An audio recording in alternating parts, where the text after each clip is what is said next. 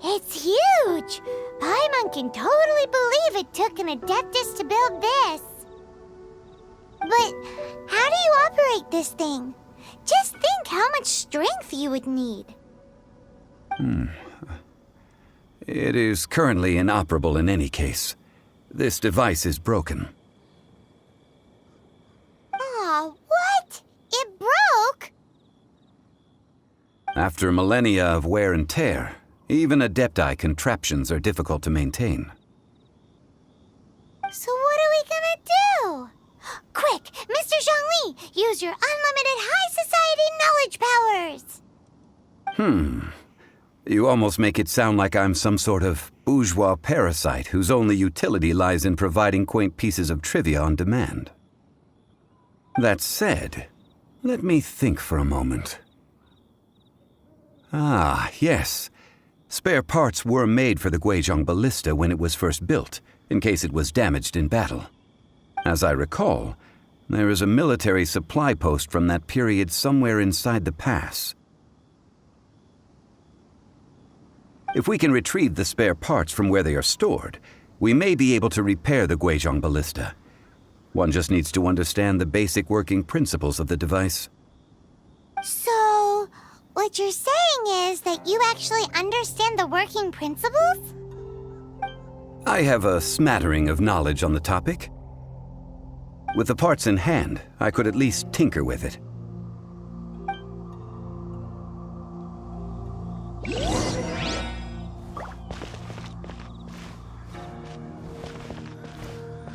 Where is that supply post? Here, post...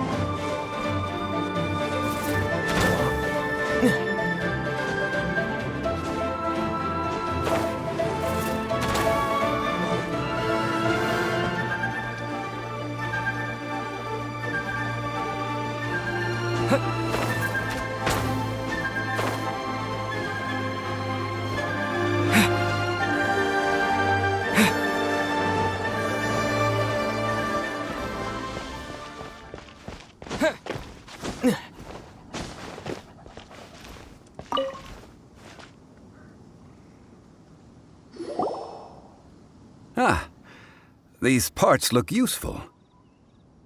One moment. I will try to repair the device.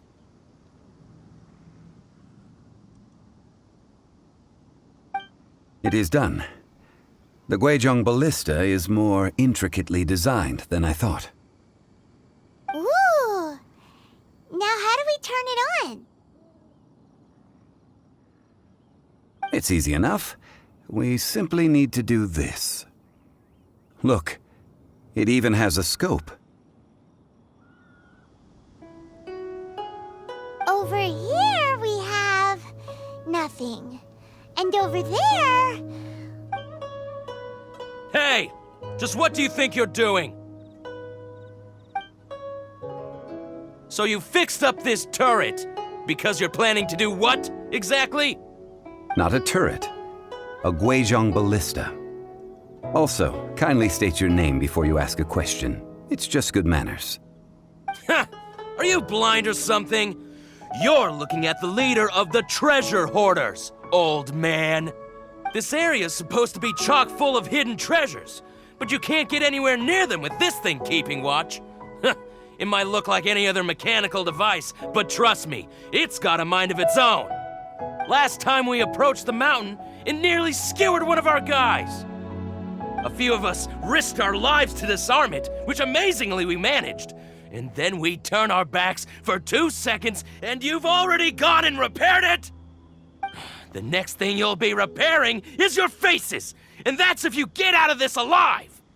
Tut tut. Vandalizing the legacy of an adeptus for selfish gain. Disgraceful behavior. It is not we who need reprimanding, but you.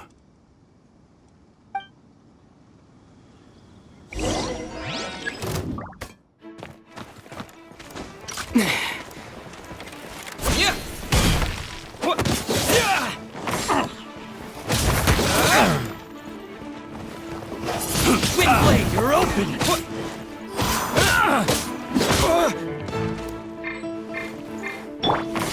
You're open! Surrender and be gentle.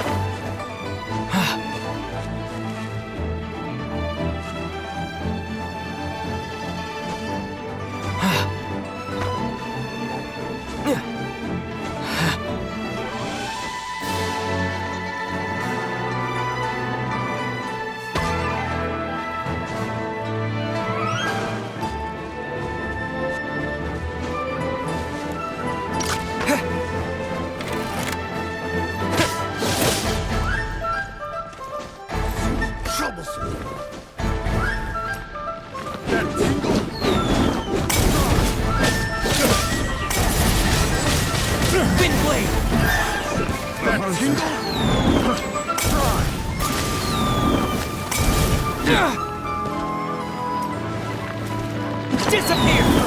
Try! Wind blade! I got this!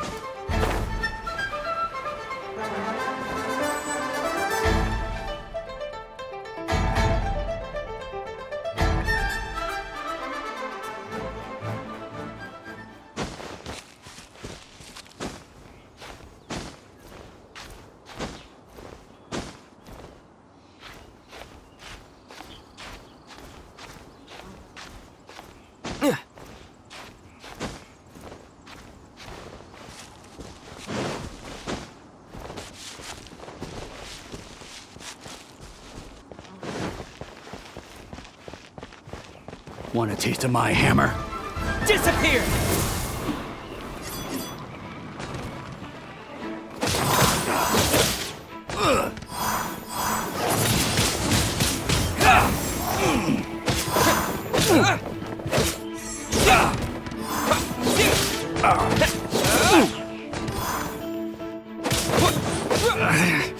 Should replace water.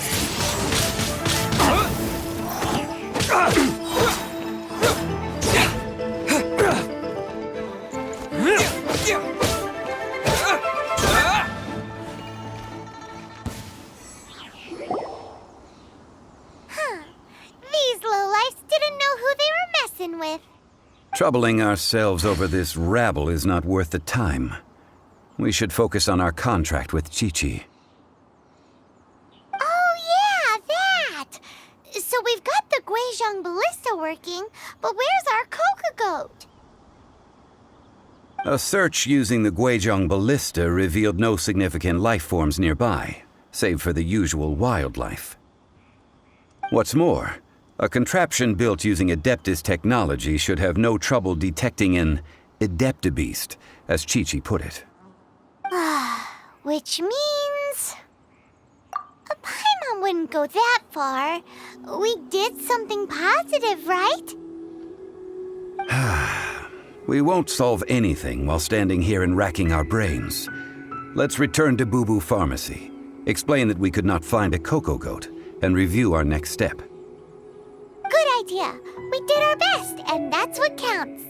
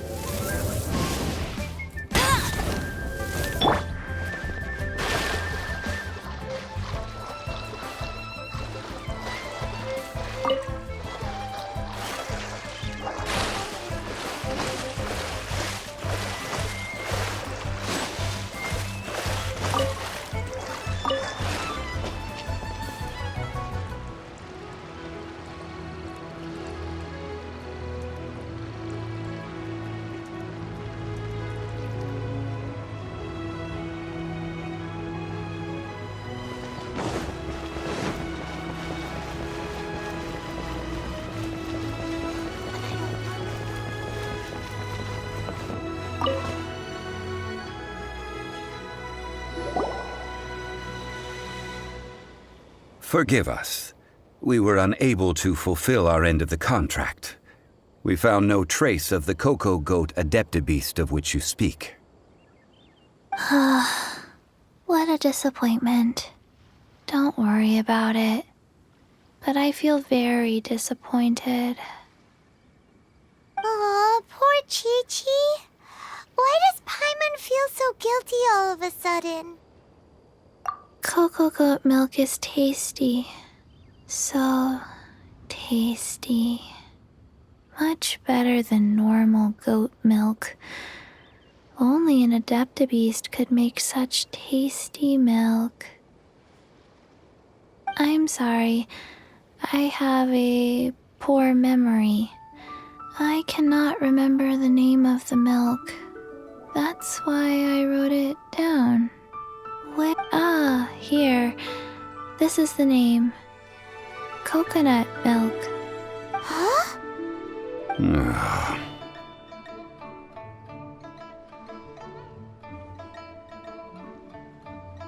I owe you both an apology. I hastily agreed to what appeared to be an equitable agreement with this zombie child, when perhaps I should have undertaken further due diligence. Never mind, Zhongli. You didn't know. As the Liyue proverb goes, all things are random and... So how are you supposed to predict anything? Literally no one could have seen this coming. Excuse me, everyone. Did Chi-Chi say a bad thing? Oh, sorry, but Paimon's gonna leave the job of shattering this poor kiddo's world to you.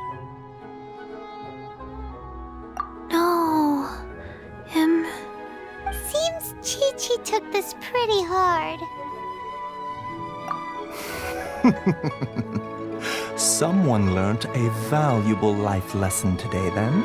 Thank you all for looking after my little Chi-Chi.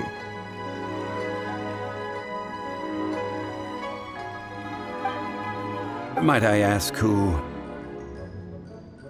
Ah, how rude of me. I'm Baiju, boss of the Boo Boo Pharmacy.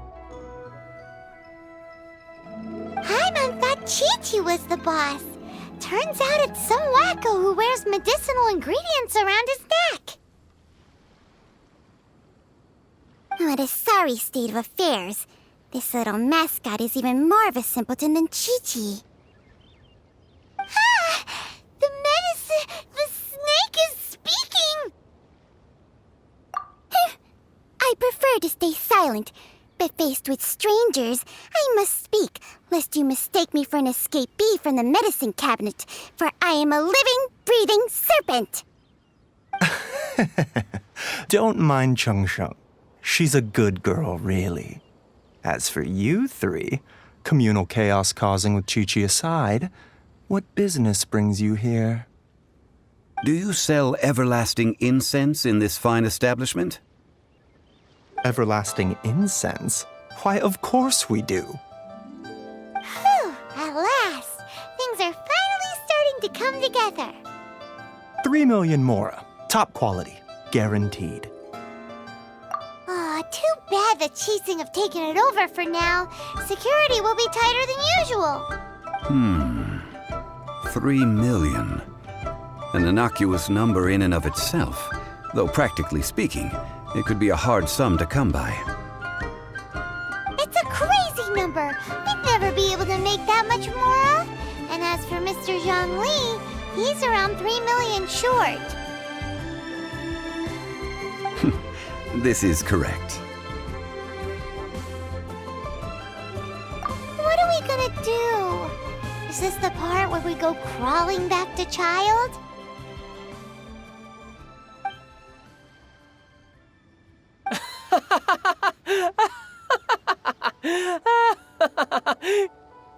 Coco Goat! Coco Goat! My sides hurt. Oh my goodness. I cannot believe you fell for that. Hey, less laughter, more sympathy. I'm almost in tears over here. Thank you. That was the best laugh I've had in a long time. In return, I'm more than happy to sort out this mess you've managed to get yourselves into. Excuse me, sir. Dr. Baiju, isn't it? Truly honored. I'm Child, one of the Fatui Harbingers. Forgive my audacity, but I see a great many opportunities for us to collaborate in the future. If Boo Boo Pharmacy needed a stable supply of, say, coconut milk, the Fatui could help by setting up a robust and speedy distribution network. Strange. I knew the Fatui infiltrated businesses with seductive deals, but so much fuss over coconut milk? Coconut milk. Baiju, quick. Chi-Chi wants coconut milk. Ah, yes, of course, Chi-Chi. Anything you want. Thank you, Child. I look forward to a successful collaboration in the future. I can give you a discount on that everlasting incense, too. Let's say 2,990,000 mora. That's like 0 difference from 3 million.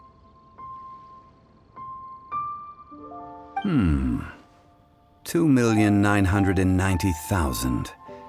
Also an innocuous number in and of itself, though practically speaking, it is a whole 10,000 less than the original sum of 3 million. Well, now that this is settled, we must head back to Yujing Terrace. Mr. Child, Dr. Baiju, little Miss Chi-Chi, see you soon.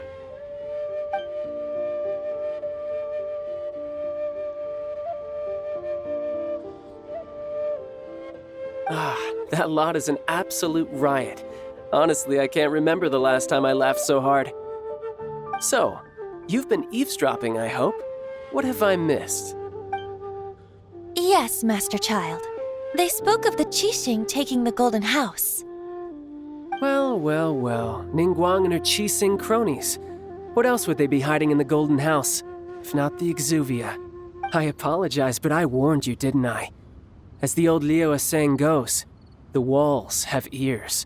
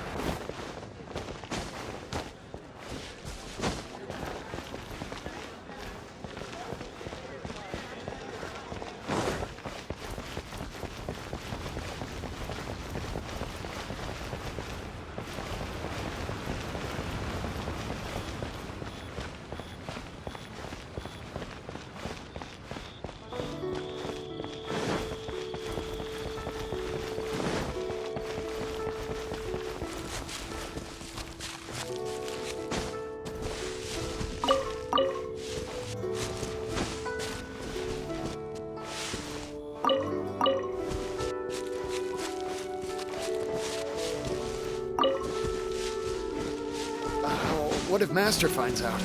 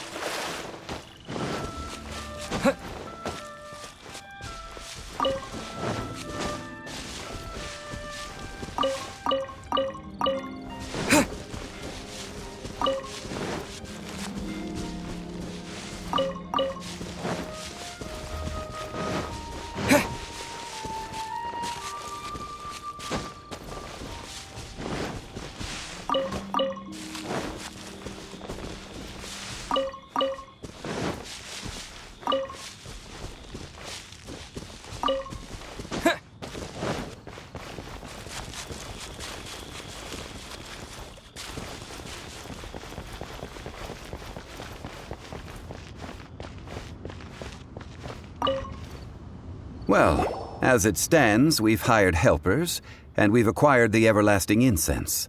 The completion of our preparations is not far off. Whew, finally! Well, traveler, have you gained anything from our adventure so far? Odd?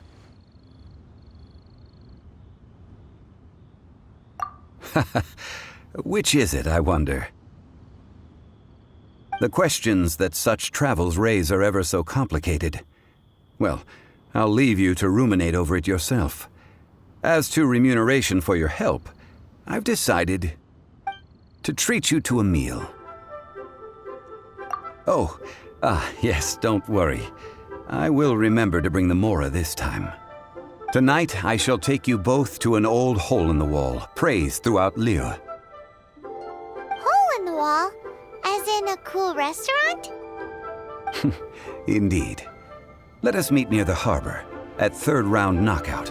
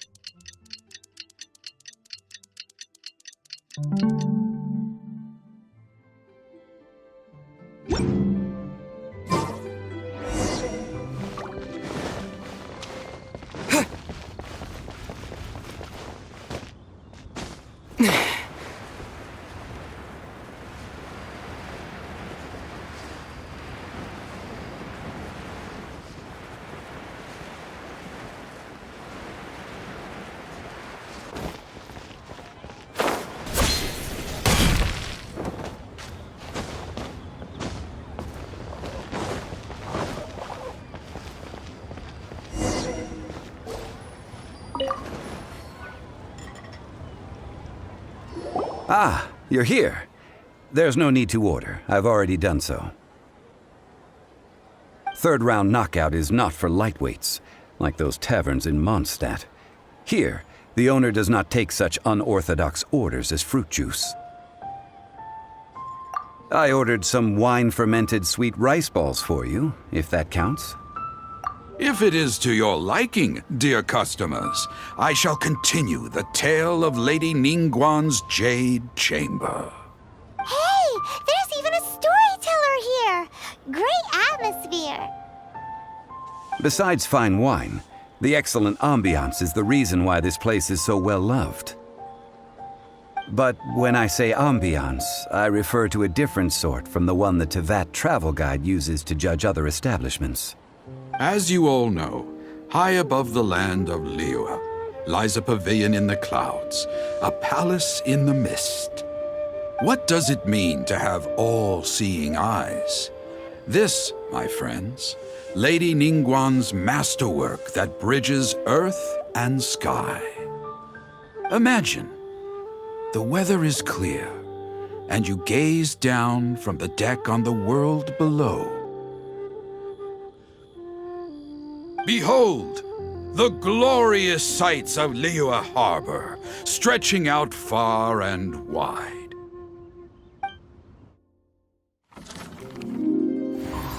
They say that when Lady Ningguang ponders important affairs, she retreats to her jade chamber with none but her 3 closest confidants in tow. Why brings she these trusted 3 to sift through sources, dig through documents, looking for information? Piece by piece, facts and figures paint a picture on the walls of the chamber. But well before the wall is filled, Lady Ningguang's mind is made up. Having made her call, she has every last document shredded, and whoosh, she scatters the shavings out her window. Ah, look at them, how they billow in the wind like a sudden swirling blizzard. As the fragments fall, traces of text flicker before the eyes of the merchants of Liyue, like ink stains in white snow. The saying goes, the rarest treasures in the land are the words brought by the paper snow. For the words of the Tianquan have the power to move mountains, and all throughout the land know it.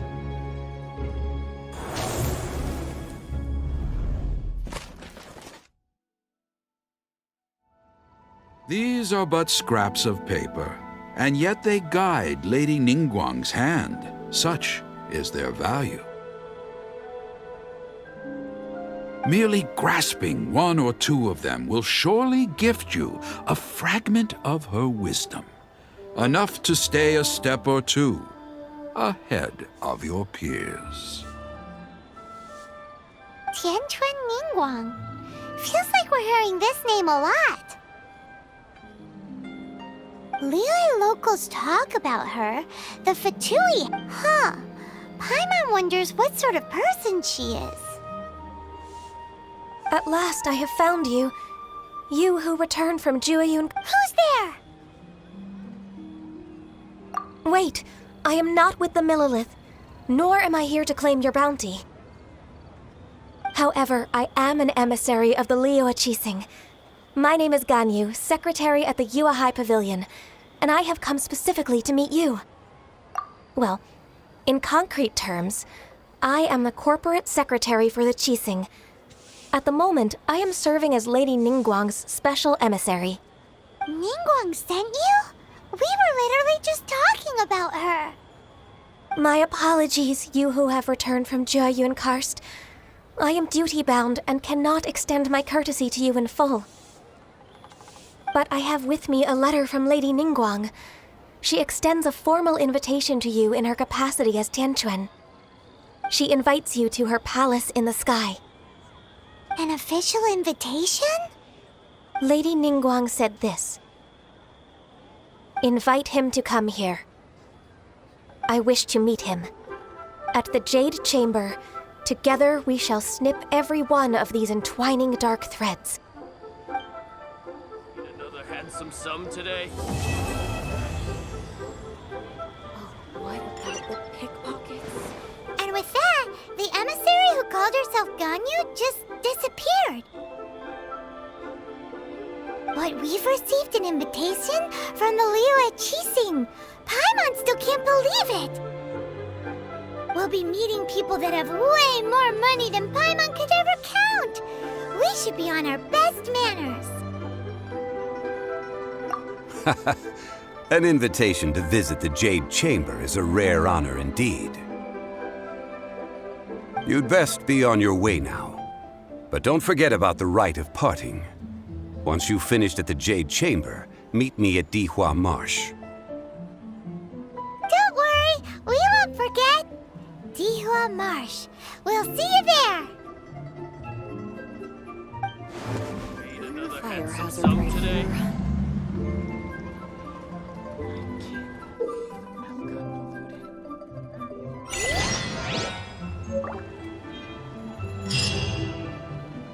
A toast to our success.